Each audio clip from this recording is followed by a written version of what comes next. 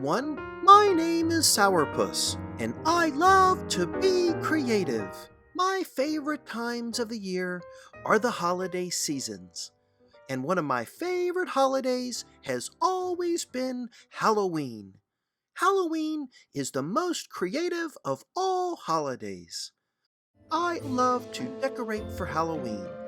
I use my imagination to transform my castle into a spooky, creative place. There are so many possibilities. And I also love the many activities to be with my friends throughout the autumn season leading up to Halloween.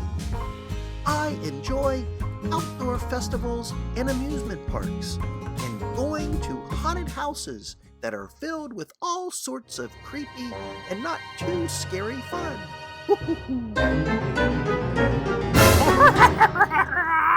Another favorite part of Halloween is dressing up in costumes with my friends to go trick-or-treating in my neighborhood. With trick-or-treating comes all the yummy goodies that we get to share and enjoy on Halloween.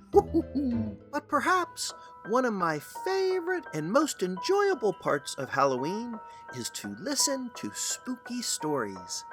My imagination can really get going. Some of my favorite stories that I can remember were read to us by Granny. On weekends, Granny would often sit in her reading room and tell her grandchildren and neighborhood kids stories. To be honest, some of the kids, like little Teddy, were there more for some of her yummy chocolate chip cookies and milk. But I am certain that Rachel, the oldest, loved to hear Granny tell tales and stories from long ago.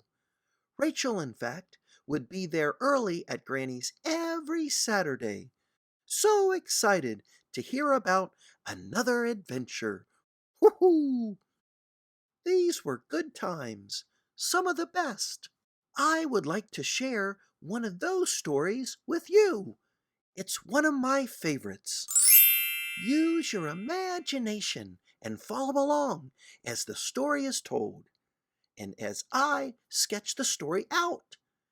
Use your imagination and sketch out your favorite part of the story. And if you like your drawing, please send it to my Facebook or website. You can do this by clicking on the links below. Now our story begins on a cool, crisp autumn day years ago. It was on one special October mid-afternoon, just days before Halloween, when Granny was joined by the children in her reading room to share story time with them. I was stretched out on Granny's old puffy chair in the reading room before everyone arrived. I could see outside the bright sunny day, filled with the beautiful fall colors, which were especially wonderful that year. Oh, how I love to go outside and play in the leaves and take in all the wonderful colors. The brilliant yellows, the rusty oranges, the reds, and the burnt umber. And to smell the season of fall. In the reading room, Rachel was there, along with little Teddy, who I've mentioned, and two other kids, Jacob and Emma. Jacob and Emma were brother and sister, and their mom dropped them off often at Granny's because she loved listening to Granny and her stories when she was a little girl. Before Granny sat down in her well-worn chair, she lifted me up from the chair and rested me back again on her lap, on the quilt that she had handmade many autumns before. As always, during story time, the children got to enjoy warm, freshly made cookies and nice cold milk that Granny had prepared for them. Although I'm not really sure if it was the treats or Granny's storytelling that the kids enjoyed most. From where I could observe, cuddled on Granny's lap, I knew they were always excited to spend time with Granny. Now, just as I was really getting comfortable, Granny decided to get back up and looked for a book. I let out a quiet meow as to say, "What's going on?" "Let's see. What story shall I share with you today?" She went behind the chair and began to survey all of the books from her collection. So many to choose from, and she wanted to find just the right story to tell the children that autumn afternoon. She chuckled, and she pulled an old book from the bookshelf, covered in deep purple, bound with an old brown leather spine. With a twinkle in her eye, she chuckled again and turned to the children. "I have just the story to read to you today. Gather round, children, because it's almost Halloween. Today I will tell you the story of Sauerpuss and his adventures on Halloween Island." When they heard this, the children became excited because they loved to hear stories of Sourpuss, and they were also excited for Halloween. You should know that Sourpuss happens to be my name as well. However, I'm just the cat, but Sourpuss is not just any Sourpuss. Sourpuss is a creative cat who loves adventure. Normally, when Granny read stories, I tended to stay quiet and sleep. But this was one of my favorite Sourpuss adventures, so I stayed quiet with my eyes closed and pretended to be asleep because I love to hear Granny tell stories about Sourpuss adventures and would often imagine myself in the stories, using my imagination and join in the adventures. As I've said, I often would pretend to be sleeping, but that one particular afternoon I found myself dozing off as I began listening to Granny tell the story of Sourpuss adventures on Halloween Island. Soon I found myself in a deep, deep sleep. And this is where the adventure began.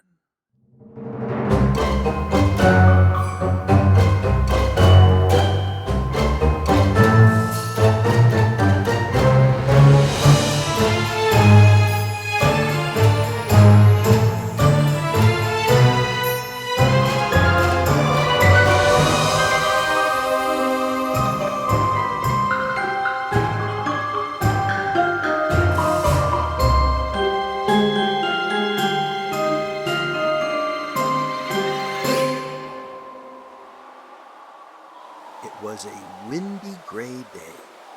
It was beginning to feel misty as clouds filled the sky. Waves were crashing against the bow of the boat, with Sourpuss sailing the little vessel in wide open waters. Although they were as far, far away from any land, the sailboat seemed to know where they were going. Sourpuss was on his way, sailing across wide open waters on his little sailboat, journeying across the seas to a place he had been searching for on many of his voyages. Just down beyond the Caribbean, it has been told that there existed a group of islands known as the Holiday Islands. Each island has existed for thousands of years and has been known to inspire the origins, the legends, and traditions of many, if not all, of the holidays that we celebrate this very day. Each island is known to celebrate and cherish the special holidays in creatively unique ways from different cultures around the world. Sourpuss traveled for what seemed like days seeking out Halloween Island. Just as he began to wonder how much longer this journey would last, his sailboat entered a hazy purple fog. According to legend, This uniquely colored fog was an indication that they had entered the waters of Halloween Island.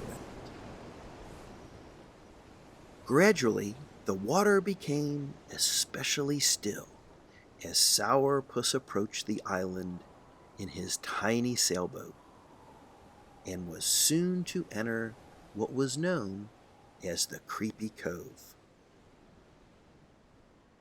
Gradually, emerging from the misty fog, land formations began to surround his small boat. As Sourpuss entered the cove, he saw in front of him an arch made of stones, or so it appeared to be, that stretched from one side of the cove to the other. This area was pinched in and opened into a bigger cove. At the base of one side of this arch looked like there was a little old rustic shack with a little bit of smoke coming from the chimney.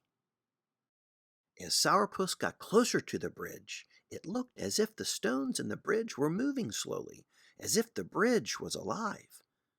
What could this be, thought Sourpuss. Just as the little boat began to go under the stone arch, he looked right and noticed the stones were indeed moving, when all of a sudden one of the stone formations opened up its eye, looking at Sourpuss. "Oh, the bridge is alive!" exclaimed Sourpuss. Out from the bridge, the stone began to morph into a troll. What strange beings had suddenly appeared before Sourpuss? Who dares enter our cove?" the creature asked. "I am Sourpuss, and I've come to visit Halloween Island. I've come to join in and celebrate Halloween." "Oh, have you now?" the troll asked with a bit of skepticism. "There doesn't seem to be any celebration on the island at this time. Perhaps you should come back again another time." "But I've been told that every day on Halloween Island they celebrate with seasonal festivities and trick-or-treating." As Sourpuss was speaking, two other trolls emerged from what was the troll bridge, and now the bridge was no longer connecting over the water. "We are the keepers of the bridge," the elder troll said. "It is strange. We usually can see the lights each evening shine at the stroke of midnight, celebrating Halloween and the end of trick-or-treating for the day. Something has changed. Change is not always good," said the troll, holding an unusual stick pole with a strange glowing orb suspended in the air at its end. "I agree," said Sourpuss. "I always enjoy the Halloween tradition of trick-or-treating, and that's why I have traveled so far, so I can join in this special fun. Because I have heard that every day at dusk, Halloween Island celebrates trick-or-treating until midnight." "Perhaps you should turn back now. There's no telling what has happened on the island," said the troll with the piercing eyes. "I cannot possibly turn back now. I have friends to meet there, and this has been a quest of mine for a long time to journey here," Sourpuss said assuredly. "If you must continue, perhaps it is a good thing. The island can always benefit from those who carry with them such a spirit for Halloween. We wish you well, but beware. The island, after all, is Halloween Island." With this, a faint werewolf could be heard in the distance. Sourpuss thanked the trolls and then set off for the island dock, which was straight ahead. The misty fog continued to surround Sourpuss and his little boat as they reached an old rickety-looking dock. Sourpuss tied up his boat and climbed up a ladder onto the dock, which winded quite a many steps until he reached the dry shore. As he made his way up the boarded walkway, a flurry of unusual spiders emerged from all over the dock. They darted and danced all over, appearing to follow and closely observe the blue cat. Sourpuss found the spiders, with their puffy bodies and long, spindly legs, to be quite curious little creatures. Sourpuss didn't mind the spiders, however, because he was filled with amazement and was thrilled with excitement to finally have made it to Halloween Island. As he stepped on the land, Sourpuss noticed a peculiar stone path. The stones were of various sizes, shapes, colors, and mostly smooth. And because this path only led in one direction, it was easy for Sourpuss to know which way to go. The next part of his adventure had begun. It was time to find out where all the festivities were happening, and if, in fact, anything unusual was taking place on Halloween Island as the trolls suggested. "Hoo-hoo! I can't wait," Sourpuss said to himself. "I hope I make it in time for tonight's trick-or-treating." It turned out that it didn't take long for Sourpuss to discover some unusual things about the fanciful island. Just around the bend of the path, Sourpuss noticed how the rolling hillside seemed to be covered with colorful, rounded, triangular stones of various sizes. Some appeared to be fully above the ground, resting on the soft, mossy hillside, while still others were just beginning to peep from the ground. As the clouds passed by the full moon, Sourpuss could see a bit more clearly. Why, these were not actually stones at all, but they looked like candy corn candy. Could this be how candy corn is grown here on Halloween Island? He thought. Sourpuss soon realized he was looking at an entire candy corn field. Upon this revelation, the candy corn began to glow. Some seemed to appear to be a bit shy, and their glow was faint. But one brave piece glowed especially bright and flew to greet Sourpuss.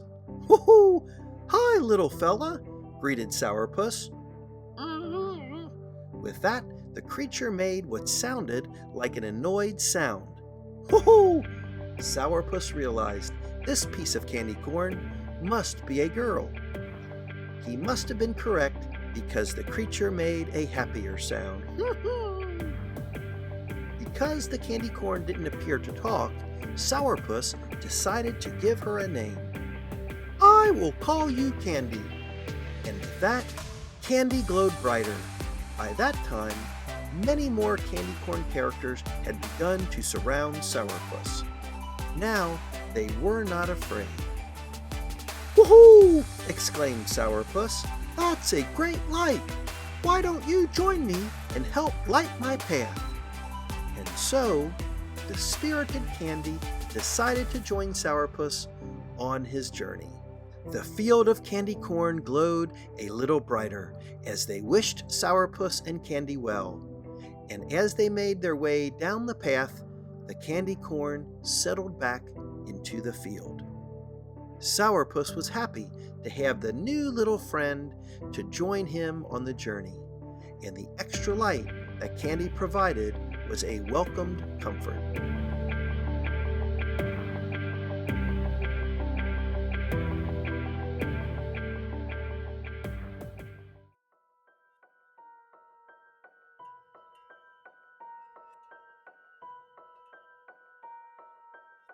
They continued along the path that led through the fields and into the forest filled with trees. The wind at times sounded like ghosts, flying through the tree branches, which were becoming more bare as the autumn leaves continued to fall.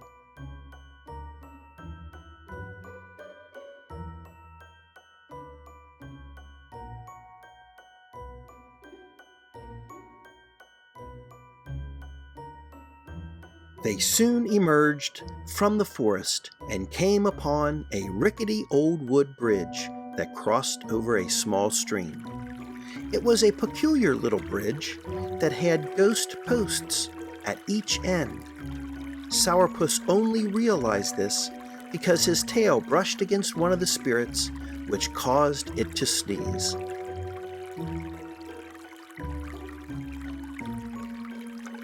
Just the kind of bridge one might expect on Halloween Island. Many of the railing posts were broken, and the planks of the bridge were wearing thin. Some might think twice about crossing such a curious and questionably built bridge. However, this, nor the two eyes which stared in the dark water beneath the bridge, deterred Sauerpuss from crossing.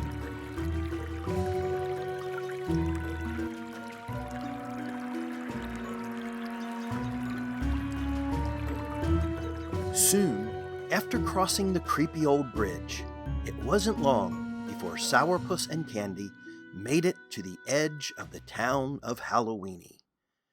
Candy noticed right away that there was an old owl perched in a twisted old oak tree nearby.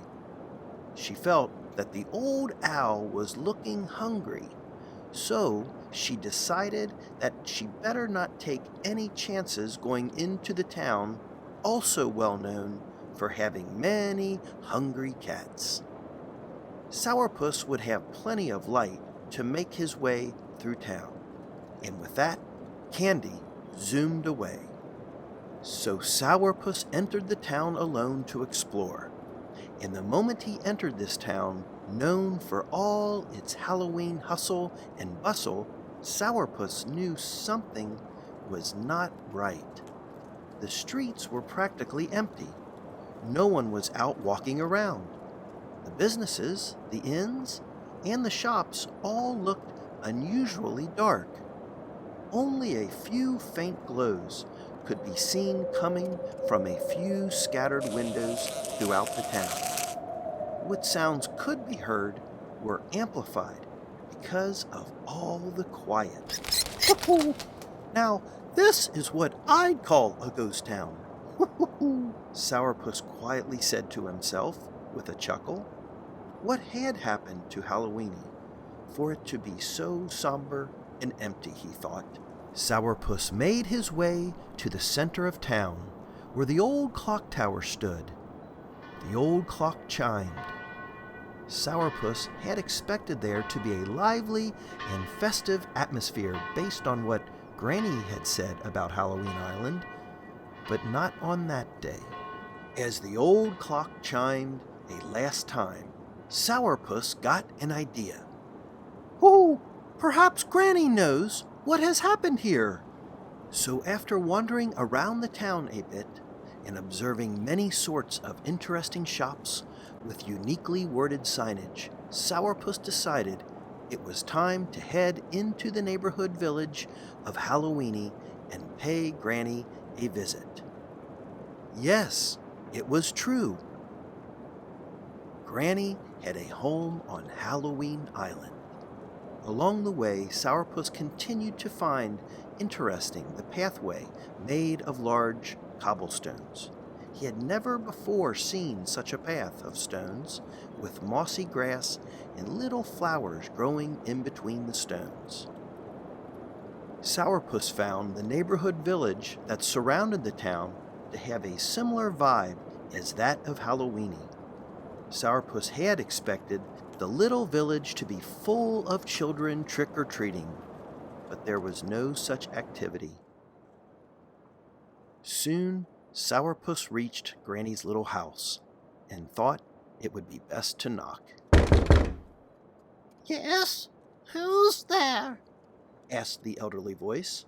Before he could answer, The door swung open. Sourpuss was surprised as Rachel came racing past Granny and gave him a big hug.